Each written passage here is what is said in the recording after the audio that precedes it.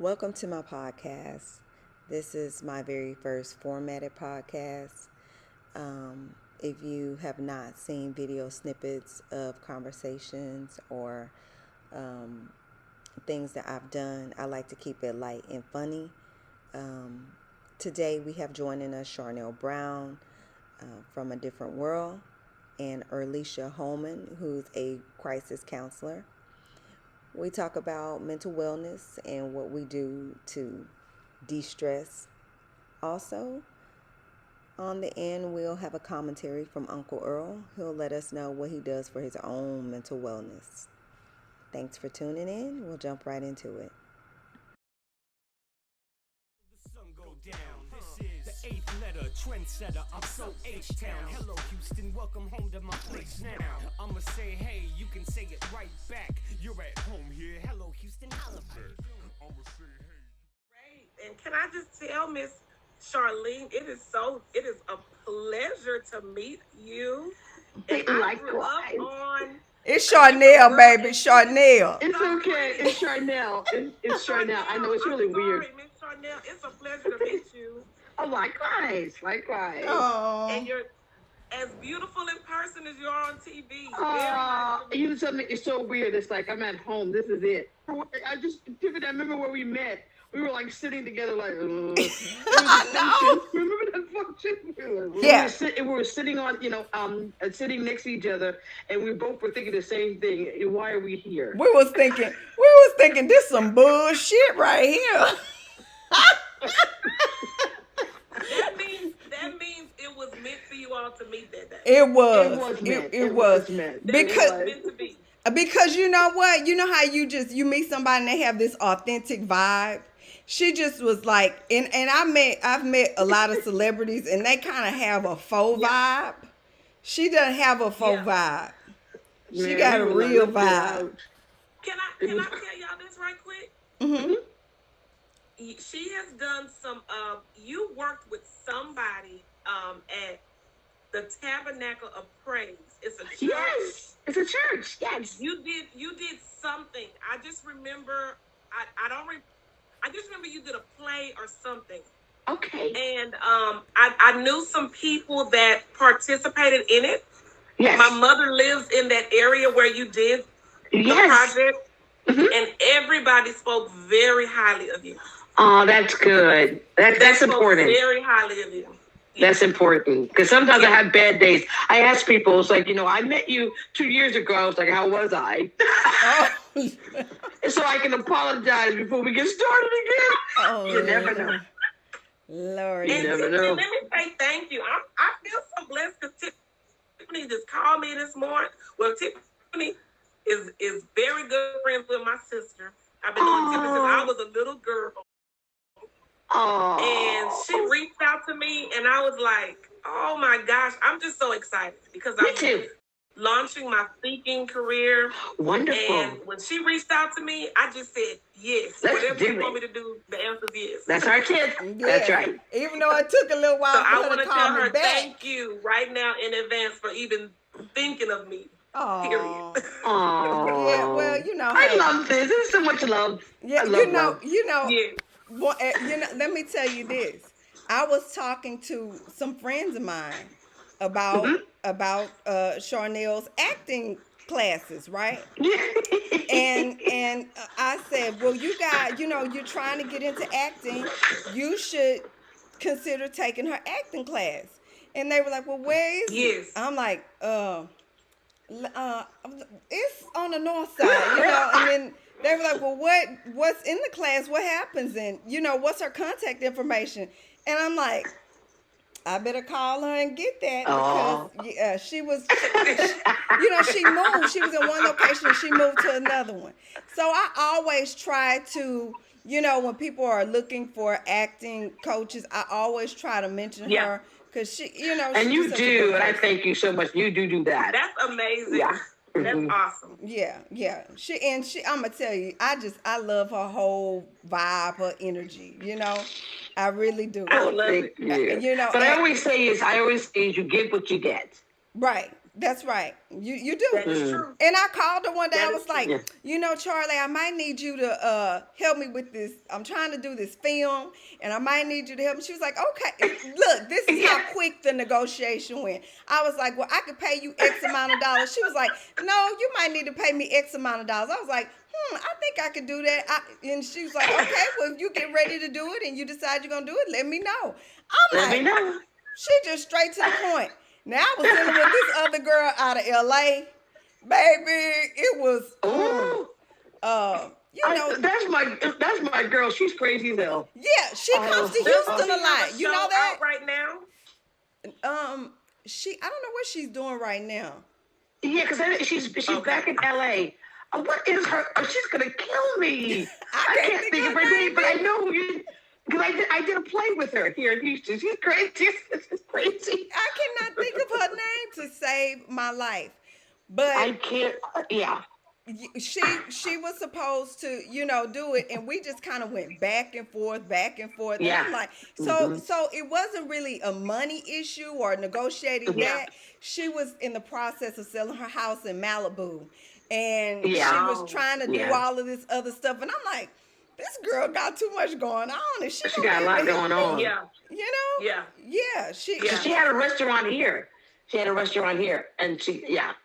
was a soul food restaurant. Oh, wow. Uh-huh. What was the name? Look. I don't know. But I know that she had a restaurant. How did she do it? That's what's like, what's the name of it? And welcome to the podcast. I'm supposed to say that. I got a big sign posted up to say, welcome to the podcast. And I ain't saying welcome. It's okay.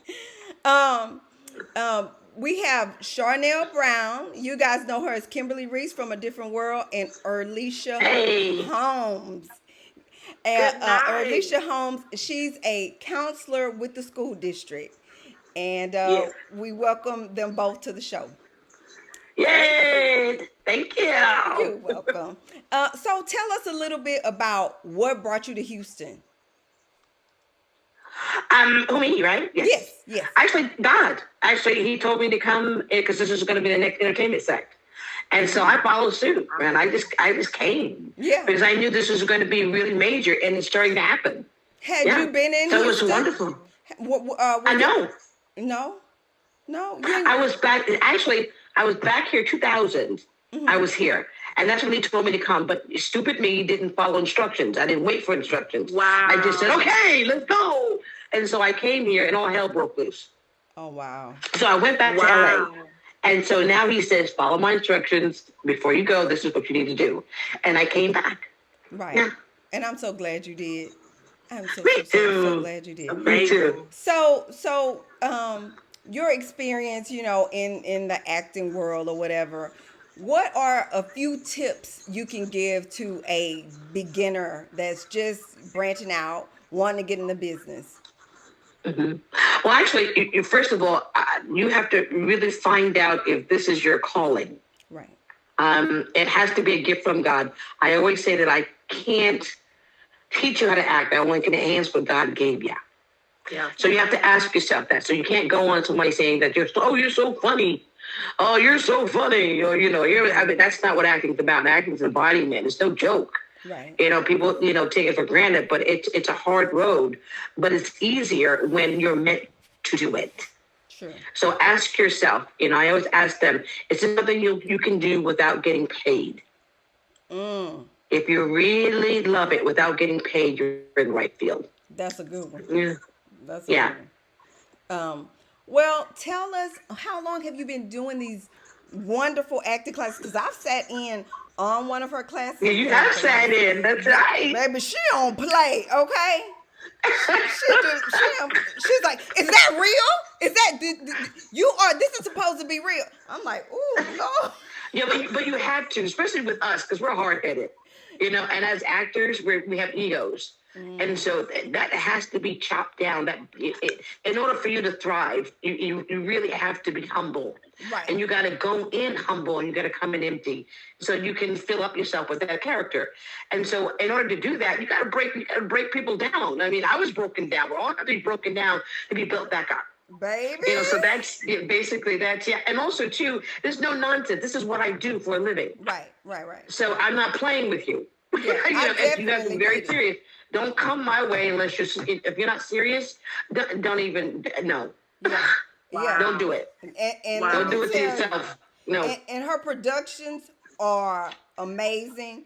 I know some of the actresses that were a part of her. I mean, just amazing. Yeah. You know, it's really a gift to have her here, especially if you are, you know, trying to get into acting. She's so knowledgeable. She's down to earth. She tells you the truth, you know. Yeah. So if I wanted to be a part of your class, how would I reach you or, you know, contact you and tell us what your class has to offer? Okay. Wow. Okay. First, it's Triwen Productions. That's TRIWEN Productions with an S 22 at yahoo.com. Okay, that's Triwen Productions at 22 at yahoo.com. Okay. What I offer is technique. When God said to come here, the talent here is unbelievable. The thing is this: you have to have technique to stay in the game. Right. And so what God wanted me to do is to bring in some technique, so when they do come, and they are coming and they're here, right, they don't have to go outside and bring people in. You got talent here. Right. That can give you the world. You know, I mean, they're just that amazing to me. And that's what I offer. I offer technique. And on top of that acting is not enough. An actor is not enough anymore. You have to direct, you have to write. So whatever that other gift is, you know, we bring it out of you. Yeah. And so I have the actors write scenes. I have them direct scenes. A lot of my actors now are producing. They have their own production companies. I mean, who knew? I mean, but this is what's happening right now in this day and age. Acting is not enough. Now that you have all the tools. Back in the day, we didn't have internet. No. So we had to do everything, you know, I mean, it was all, you know, one step at a time. And I said, now you guys, you have everything you can get anybody you want to get. Right. If you want to be on a show, to find out, you know, what to do and go hound them until they get so sick of you that they'll see you. Wow. Right. That's what you do. And that's about being persistent and being good at what you do. Because if you're really good at what you do, you can open up that door. And if someone says you suck, you know you don't suck. Right. Thank you. And you move on. But if you don't have that in you, you're going to stop because you're listening to too many people. Right. But when you're good, when you know that you're good, and I tell my actors, you know, we can fake the funk. We're good at it. Right. But people know when you fake the funk. They do. They know. They do. They do. And a lot of people on TV and film are faking the funk. And we know it. Right. But a lot of them if you are not name those true actors, I mean, look at Viola Davis. Oh, my God. Oh, my God. Yes. Passion. Yes. Passion. Yes. I mean, passion, and she's there. She's present, and she pulls you in. Right. I mean, that woman is phenomenal. She is. Yeah. She is. She is. Yeah. I completely agree. Yeah. But she wanted it, and she knew what she wanted, and that's true. You can give the technique, but they have to want it. And that's what you gotta want it. Yeah. Yeah. So, and I can't want it more than you. You have to want it. You gotta want it. Yeah.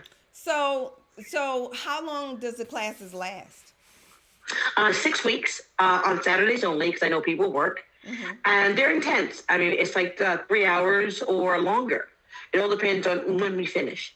Okay. Are they for adults or children?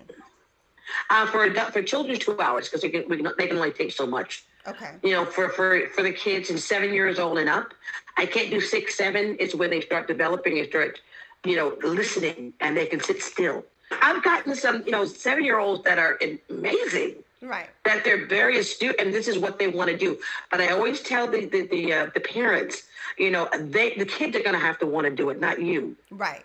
You're not going to have to want it. So what I do, usually I like to talk to the kids before I get started. Mm-hmm. And so with the mom and dad off the phone, and ask them, you know, just talk about it and why you want to do this. Mm-hmm. And a lot of times, sometimes I've said to the parent, this is not what they want to do. I don't want you to waste your money. Mm-hmm. This is not what they want to do yet. You know what I mean? So let them grow into it, or maybe not. You know. Yeah. Mm-hmm. Okay, so I'm gonna ask you something. So can you give us a different world dirt, like juice, like something that you have, it doesn't have to be, nothing bad. Just something that happened behind the scenes that I can give you was something. funny. I mean, also too, it's just funny. I can give you something. Well, actually, that Debbie Allen was in the head, and I was scared to death of Debbie Allen. She was no joke. But I've learned a lot from her. But I was so, myself, and I just say myself. I'm not going to add anybody else. I was so angry at her one time, and she was doing her job, because once again, pulling stuff out of you. I had plotted. I was like, I'm gonna, because the bathrooms were outside, and you had to go walk through a hall, through an alleyway. I was gonna, jump her in the alleyway. Oh my God!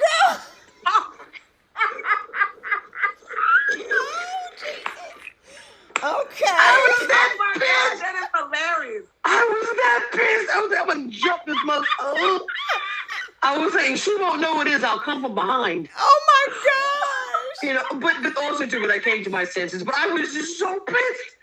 But I understand. But I thank God for her teaching, because it made me who I am, and I'm disciplined. Yeah. And that's what she instilled. And I didn't want to hear it. Yeah. I didn't want to hear it that day. I was sick of it. Get off of me. Yeah. Shut up. So I was plotting. That is so funny. Oh my goodness. So this is the first time I've ever told anybody. That is hilarious. You know what? It reminds me of when you're in school and it's like, yeah, wait till 3 o'clock. Just wait. Yeah. And I knew the exact time she would always go to the restroom. I was like, I got you. Yeah. Yeah. Well, that is hilarious. Thank you for sharing that. So I want to tell people, wow, I wasn't expecting that one. I wasn't expecting that. That's silliness. I mean, I was silly for even thinking about it, but it happened. You know what? You are so sweet and kind. That was the last thing that I would have thought of, because you were so kind. So but notice too, it was all in my head. Oh, you were just playing it out. You could have really just beat her down in your head, though. You could have been like, I said, that was a really, it was a good friend in my head. This friend was saying, do it. Just spill on her. We're gonna get you. I want them to follow you on your social media pages. Can you give them? You know what? Don't play with me. I tell you something. You've been so great, because this social media thing, I am like illiterate, and Tiff has been. It is. Like it is. Tiff has been trying. Really after all of that last different night, world. After all of that last night. Yes, and she's been trying to get me to get my face. Yeah. And you know I what? did the best. So I'm sorry. Tiffany has smaller kids, right? Mm-hmm. Yes. And I have a teenager, and and I mean, I'm 39, so but like it's so much with it, and my daughter's like, really? Like, you don't know, like, really, just forget it. It's so much to and they get annoyed with us. They get annoyed. They do. Like, she looks at me like in disgust, like, are you serious? And I'm like, I don't know how to do that. It's just too much. Yeah. It's too much. Yeah. It's too much. It's too much. It's too much accessibility. People pay people to run their pages. Exactly. I get it. It's time. But also too, Tiff, you've been doing it, and you really helped me. Tiffany's doing it. Okay, so I'm going to try to remember. If I'm wrong, it's Charnele Brown Acting Academy, right? Or School for the Arts.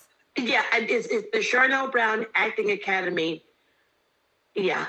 Okay, so we're going to find out what it is. I'm going to post it. I think it's the Charnele Brown Acting Academy Looking Through the Arts. That's it. Okay, so Earlicia, yes, ma'am. Tell us a little bit about what you do really quickly, and not to rush you, but what you do and how you help people, and all of give us your speech. Not a problem. So I can be very quick. I'm a social worker with Harris County, and I contract with Goose Creek School District in Baytown. Mm-hmm. And I work with at-risk youth. Wow. We provide crisis counseling in the school district. my position is, I like to say it's very special because along with working with the at-risk youth, providing resources to families, I provide support to the campus as a whole. I cover 2 schools in the district. Wow. My title in the school district is a community youth specialist. There's 8 workers like me, and we put on like 3 summer camp for the kids in the summer. If a parent is dealing with if there's domestic issues, I'll place a family in a shelter. If kids don't have clothes, I give them clothes, food. But our biggest thing is crisis counseling. And so anytime you see those major catastrophes like school shootings, things of that nature, I'm a part of that initial team that goes to the school to provide support for the youth and the school staff. So thank you for that. Wow. In a nutshell, that's what I do. Right. Wow. Outside of presenting as well in the school district. Right. And wow. Yeah. Yes. And I didn't know you did all of that. You know, I told Charlie, she a counselor with the school district. She over the school. My God. So that's a lot. That is. But I have to ask you, how do you de-stress? Right. What do you do? I have learned. I've been working for Harris County now for 14 years. The first 7 I dealt with mentally ill adults, and my title was a case manager for indigent individuals who are deemed incapacitated by the courts, meaning the court said they are not they're not mentally or physically stable to pretty much handle their own needs. And that was very, I'm not gonna say fun. I learned a lot, and it was an adventurous job, but it took a toll on me because I was dealing with mentally ill adults. Yeah. Then I came over to the youth side, and I'm dealing with kids with mental health issues and things like that. So I've learned I'm gonna be honest with you, maybe in the last 2 years, I've learned to disconnect. When I get home, I'm on here with you all tonight, but at a certain time, I won't answer my phone. Yeah. I learned to not take my problems home with me. Yes. I used to come home and kind of throw it all on my husband, and I don't do that anymore. Like when I'm off, I'm off. Yeah. And I'm learning to eat better. My diet is very important. Okay. Last year during when the COVID really took effect, I started, and Tiffany knows, I started jump roping every day. Baby, you was worse than my cousin Jeannie. I'm gonna hook y'all up. I'm gonna get y'all together. I need to hook up with her. Yes. So I started taking better care of myself. My diet, my exercise, but the biggest thing, I need to do that. I started disconnecting because my job is, I take on people's problems all day. And so I had to start getting a cutoff in the day. So exactly. I cut my phone off. I'm sorry. Like if you're not my sister or my mom or my husband or my daughter, you probably not gonna get in contact with me. I know because I tried to call you, and baby, you wasn't answering. Did you hear what I said? Huh? You heard what I said? What did you say? I said I tried to call you, and you didn't answer the phone. Like she said, her mother. I'm glad that I did call you back eventually because I wouldn't be on this call. Oh, Lord. So that was a blessing.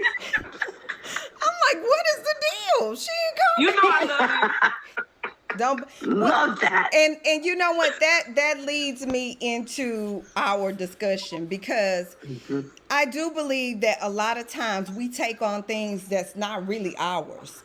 And it causes maybe not long-term mental illness, but temporary mental disconnect or mental illness, right? So, and I shared with you? No, I shared with you, Earlicia, that I would, no, I shared with you, Charlie, I would go to my job, and every day I would leave at the same time like a robot, be late, in traffic. Yeah. When I got to work, I was like, don't talk to me. I just got here. Let me get my coffee. But I could have got my behind there 20 minutes early, sat down with my coffee, and been okay. But my whole day would be just frazzled because that's how I started it, right? So that caused, after a while, I was like, I can't do this job no more. I just can't do it, right? But really, it was me. I could have got up 20, 30 minutes earlier instead of hitting that damn snooze button. Because every time I'm like, I got 5 more minutes, I got 5 more minutes. I got 5 more minutes. And that 5 minutes turned into 30 minutes, Yeah. So I caused some of that. People cutting you off. You get too engaged. They cut me off. You mother, you know what I'm saying? And that pours, you talking to 37 trillion cells that says that you are now pissed off for the day, right? So now you pissed off, your boss call you, he might want to give you a raise. You're like, what you want? So thank you. Exactly. So we cause some of our mental disconnect, and this is no downplay for people with serious mental conditions, but I know that over the years I have done things, not to myself, but things that I know were simple improvements that caused stress on me. And even talking to people, I talk to people on the phone, they'll tell me how bad things are, and my husband would say, why you talking to them? I mean, and I'm like, Lord, she just having such a hard time. And then you're stuck with it. And they're happy. They're going on about their way. And they're lighter, and you're heavier. Right. And yes. Exactly.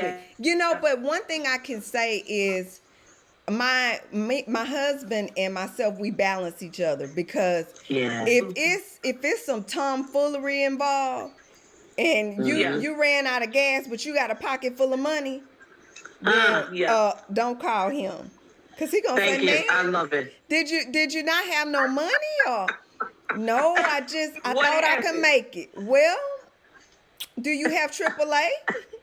Sound like somebody that got AAA to me. Right, AAA. Yeah. He's not gonna say AAA. Yeah. He'll come get me, but as far as a friend, he's gonna tell that guy, you better call somebody else, because he feels like you should have got gas. So what do you think? What do you say about that, Earlicia? Do you think that some of the things, the strains that we call that comes on us, we cause ourselves? Absolutely. But I think that I'll say this. I just think that there are levels and stages to life, and a lot of things come with experience. And depending on where you are, or maybe your maturity level, you just kind of get. I'll say this. I know there was a period where I spent a lot of time on the phone, taking in, like Miss Charlie said, if I could call her Charlie, people dumping on me, what I like to call dumping, right?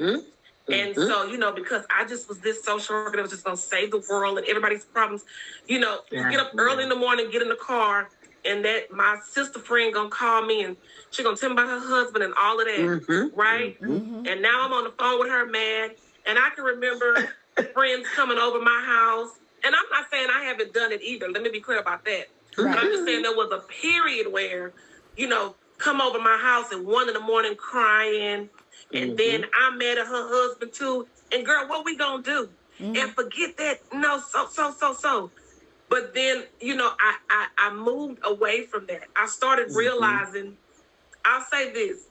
I realized that I was the friend that everybody came to with their stuff. Because you have that nurturing thing. I'm like that too. They come to me. If you have that nurturing vibe, they just gravitate to you. My husband told me everybody that come to you need help.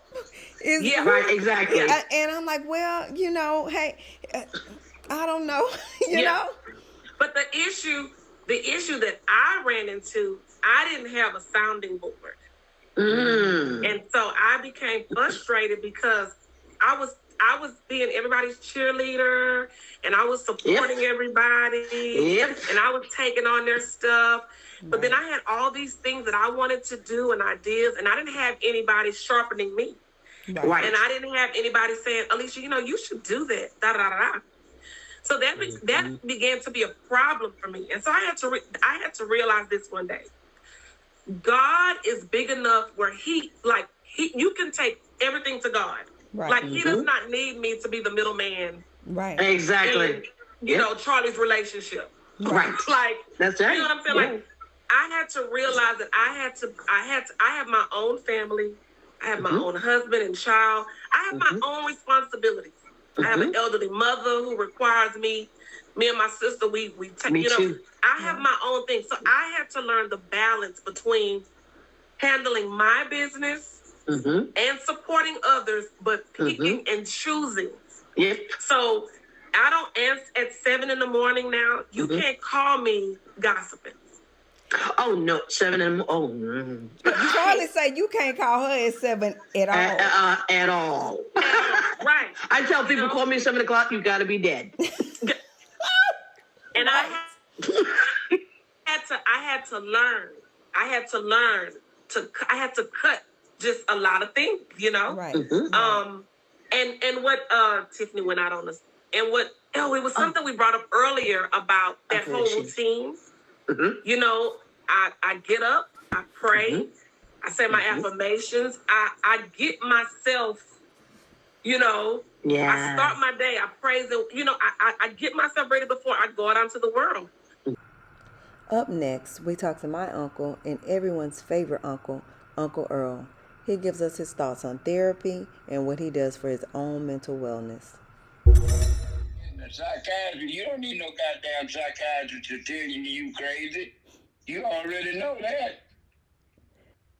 Shit, I don't know. I ain't going to no therapy because any situation I get in, I'm going to work my way out of it anyhow. I sit down there and get it all figured out. I say, ooh, that really took effect on me. So I'm going to make sure next time I get into anything that seems like it's going to wind up being that situation, I'm going to get my ass on down the road so I don't have to see this again. But I'll tell you this, I stick with that old rule. Adapt, improvise, and overcome. Whatever. Sun go down. This is the 8th letter trendsetter. I'm so H-Town. Hello, Houston. Welcome home to my...